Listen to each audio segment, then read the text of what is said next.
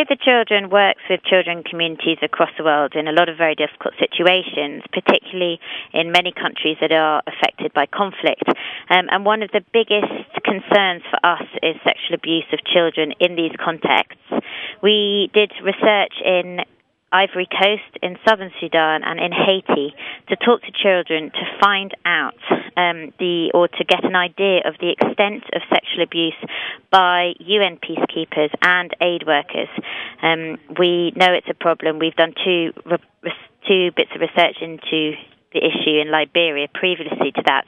And what we found from talking to children and also to families is that there is a very serious problem with sexual abuse, whether it's trading food for sex, rape, child prostitution, by peacekeepers and aid workers. And we believe it indicates it is a problem globally, particularly in countries affected by conflict. The important thing to know is that this is a very small minority of people who are perpetrating this abuse, a very small number, but the fact that the UN and that aid agencies are there to protect children, to protect families on the ground, the acts of these very few are absolutely despicable and must be stamped out by the international community. Can you tell us how many of these perpetrators were sanctioned for their actions? We have very little solid figures to explain what's going on. This research really just gives us a very initial idea of the extent of the problem.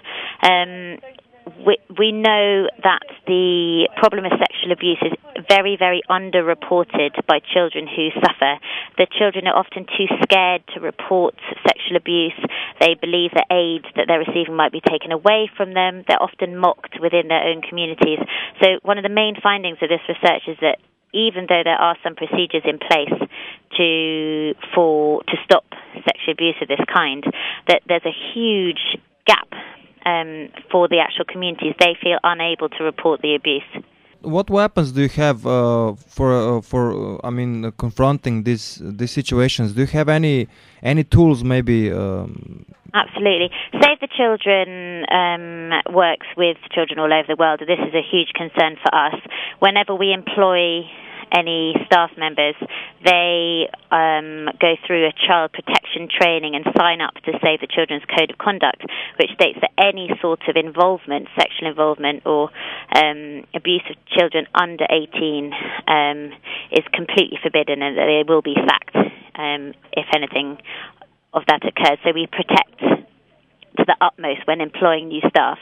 We also work with children and communities in the field to raise awareness. We do a lot of educating of people so they can understand that they should not stand for any sort of abuse or any sexual approaches by anybody they encounter in the field.